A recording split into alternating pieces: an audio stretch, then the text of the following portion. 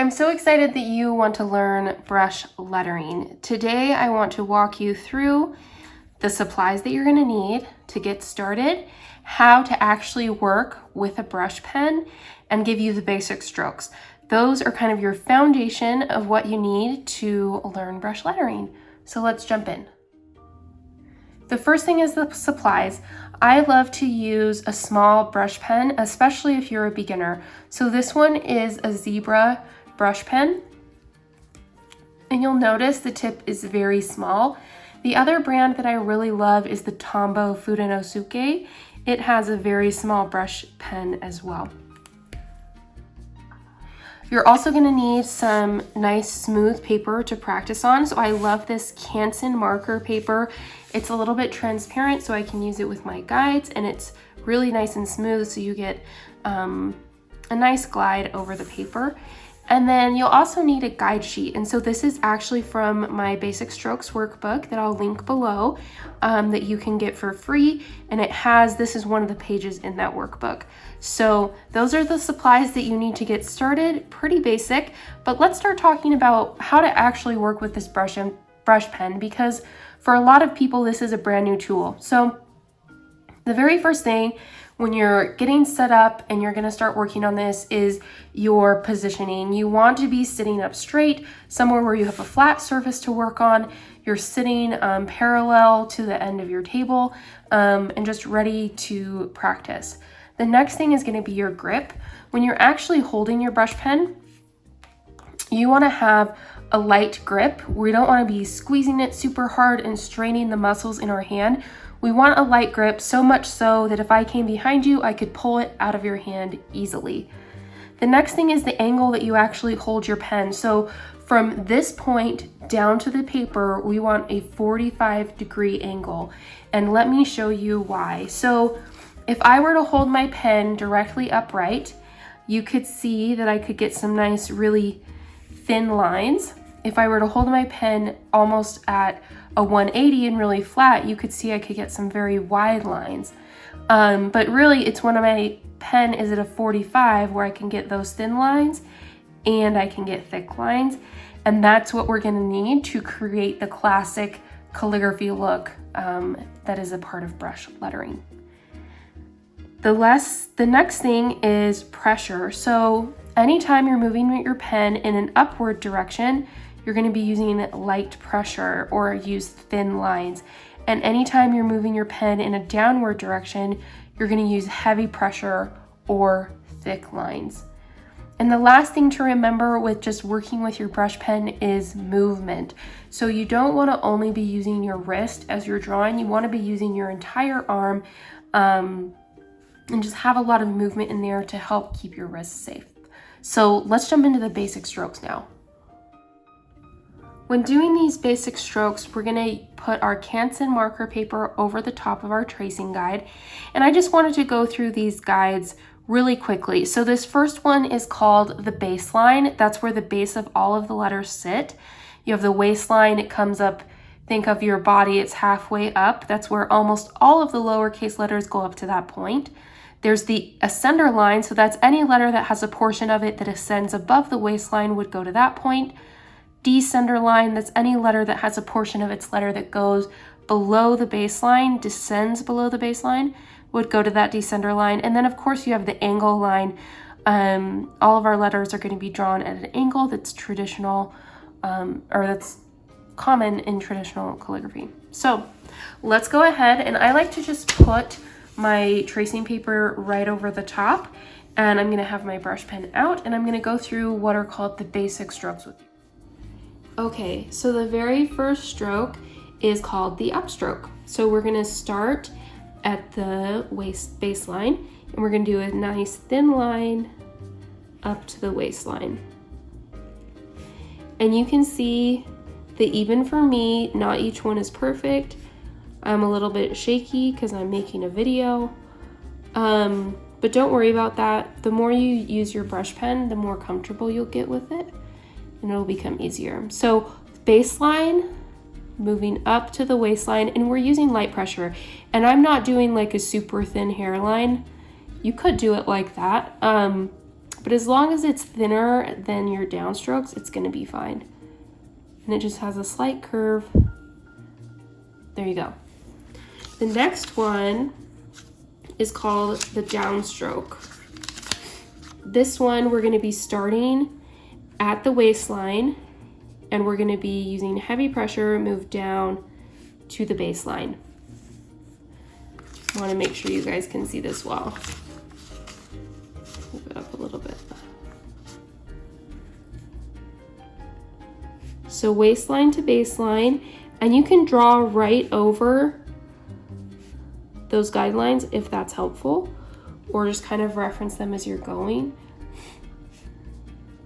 And lettering is kind of a slow practice. We're not rushing.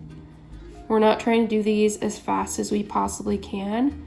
We're trying to get the right angle. We're trying to get the right pressure and just familiarize ourselves with the stroke.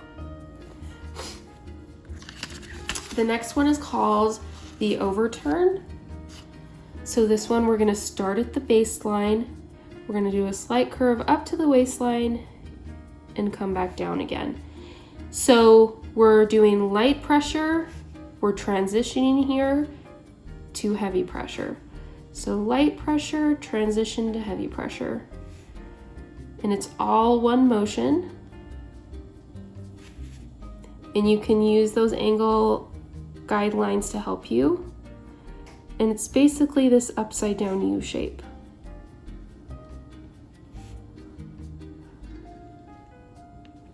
So you're starting at the baseline, curve up to the waistline, curve back down to the baseline. And we generally want each of these to kind of look the same as we're drawing them, as we're practicing. So that is the overturn. Next is the underturn. This one is just going to be the opposite. We're also going to start at the waistline, but we're going to use heavy pressure, transition to light pressure, and come up.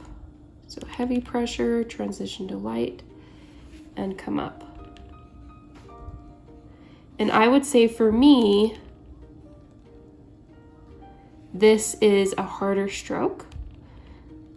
I think for me, it's easier to transition from thin to thick than thick to thin. So you may find that similar for you, or you may find that this one's not a problem. But it's basically a U shape, heavy pressure, transition to light pressure. So what you're doing is you're doing heavy pressure, and then you start lifting up your pen to do light pressure as you're coming up. The next one is called the compound curve.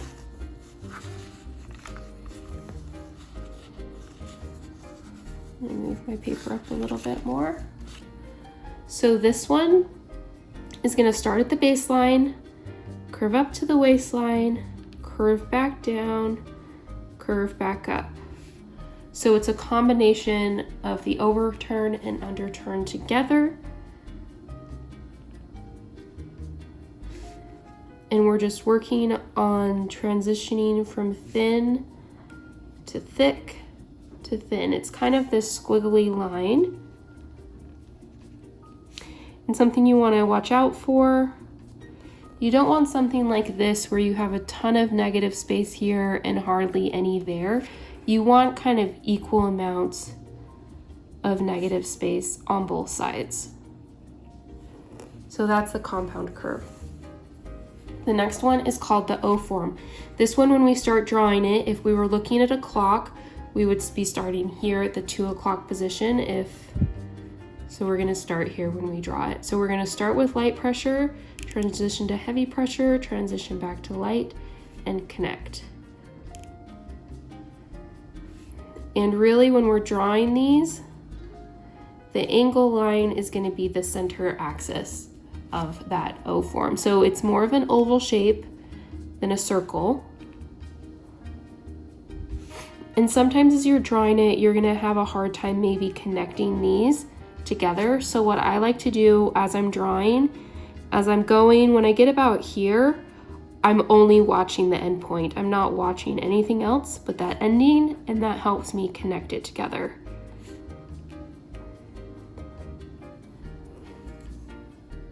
That's the O form. Next we have the comma dot.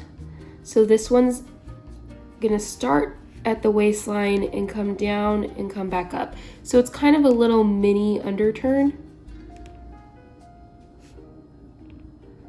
And you're just using a tiny bit of pressure and then you come out of it. So pressure, transition to light. So it's barely any amount of pressure here because it's just such a short little stroke.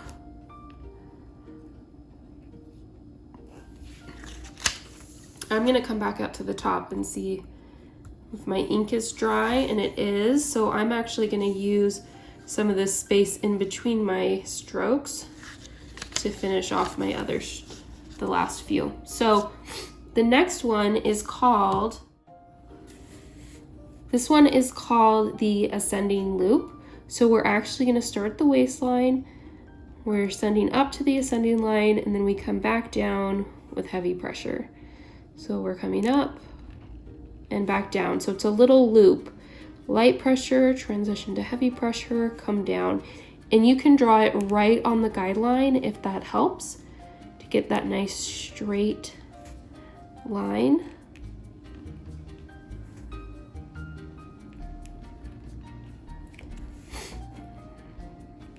So it's just a small loop, light pressure to heavy pressure. So that one is the ascending loop.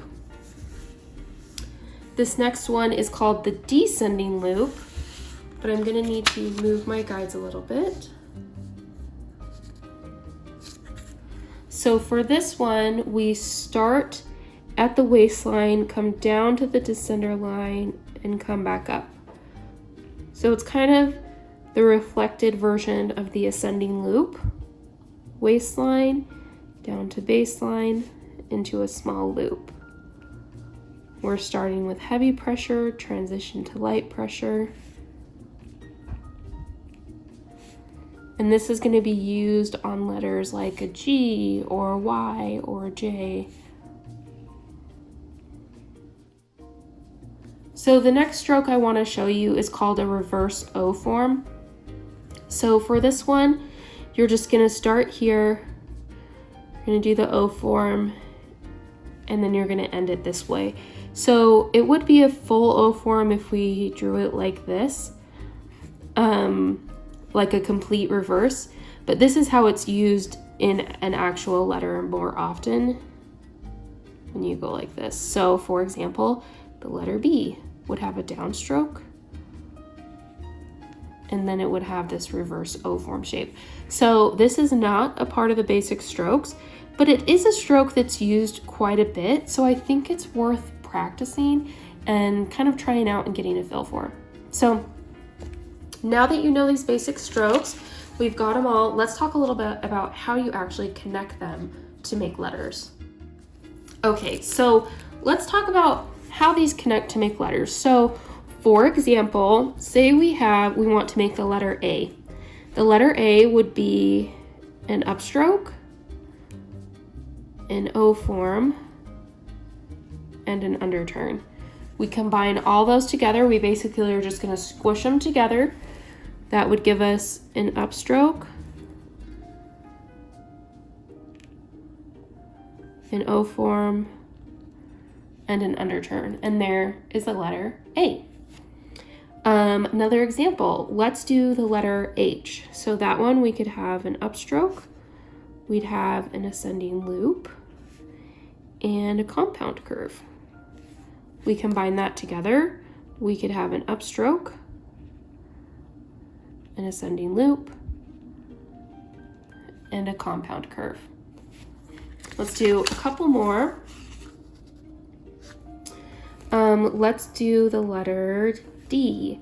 So this one would be an upstroke, an O form, and a downstroke, and an underturn. So let me show you how this goes together. So we've got an upstroke, We've got an O form. Notice I'm lifting my pen between strokes. That's something that's different with lettering versus cursive, is between each stroke I'm lifting up my pen. Then we've got a downstroke here and an underturn combined into one. Let's do the letter B. This one would be an upstroke and an ascending loop. And this is the one that has that reverse O form. So we'd have upstroke, ascending loop, reverse O form. So those are just a few examples, but really once you know all of the basic strokes and you master those, you can draw any letter you want and you can do lettering. So I always encourage people, if you're gonna practice, spend your time on these basic strokes, really master them, because that's gonna affect how you draw your letters. So definitely let me know if you have any questions. Get my free workbook on the basic strokes to help you practice and print out those guide sheets. And definitely subscribe to this channel if you want to learn more about lettering.